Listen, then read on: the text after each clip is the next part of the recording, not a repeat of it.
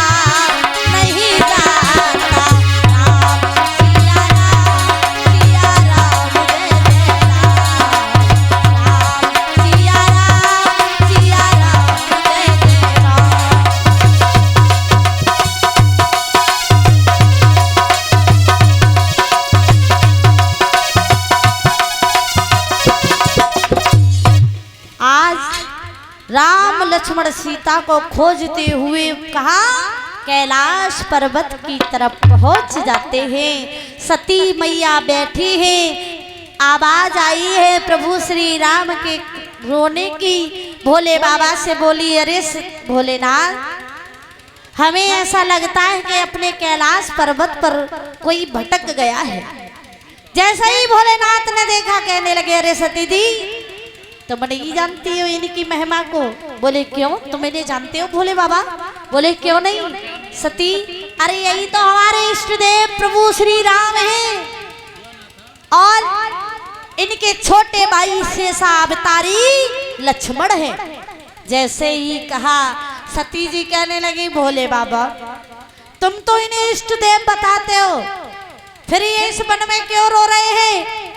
कहने लगे हैं सती जी, सीता माई की खोज करते हुए वन वन भटक रहे हैं।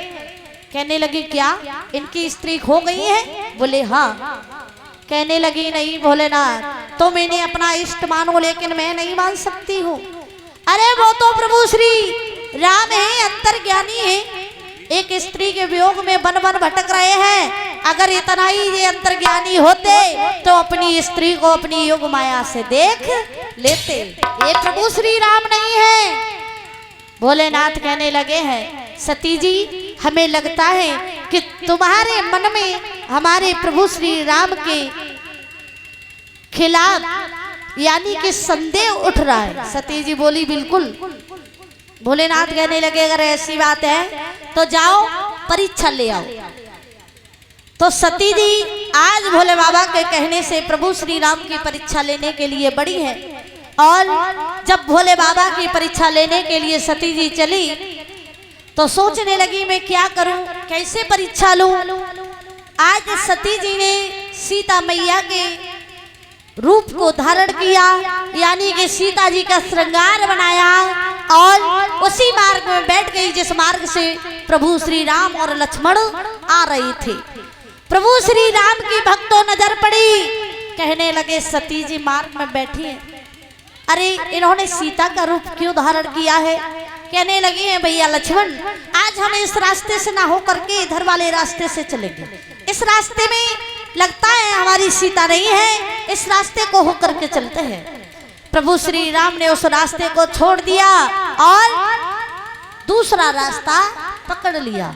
सती जी ने देखा कि हमें लगता है इन्होंने मुझे देख नहीं पाया, एकदम जल्दी जल्दी से अपनी धुतिया समेटी और उसी मार्ग में फिर बैठ गई जहां राम जा रहे थे। राम जी समझ गए, अभी ऐसे नहीं मानेंगे, इनका सामना करना ही पड़ेगा। आज प्रभु श्री राम सीता जी के यानी सती जी के पास में पहुंचे और जाकर के प्रणाम किया। कहने लगे हैं, माते आप यहाँ बैठी हो, हमारे भोले बाबा कहाँ हैं? जैसे ही भक्तों इतने शब्द सुने, मानो सती जी को ऐसा लगा है कि धरनी फट जाए और इसमें मैं समा जाऊं। जाऊं तो कहां जाऊं, क्योंकि इन्होंने मुझे पहचान लिया, मैंने सीता का वेश धारण किया है। आज प्रभु श्री राम ने कहा, सती जी कहने लगी, कैलाश पर्वत पर होंगे, मेरा मन नहीं लगा तो मैं इधर घूमने के लिए चली आई। प्रभु श्री राम कहने लगे हैं, कोई बात नहीं है माते, आज प्रभु श्री राम आगे बढ़े और मन में विचार किया कि सती को अभी भी हमारे ऊपर संदेह है।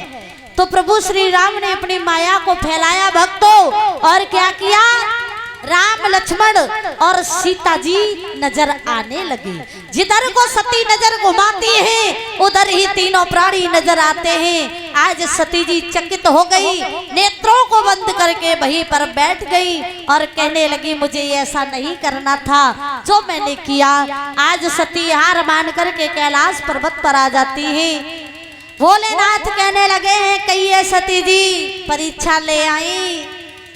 सती जी कहने लगी भोले बाबा कैसी बातें करते हो, है? भला तुम्हारे इष्ट देव, भला मैं कैसे परीक्षा ले सकती हूँ? मैंने कोई परीक्षा नहीं ली है।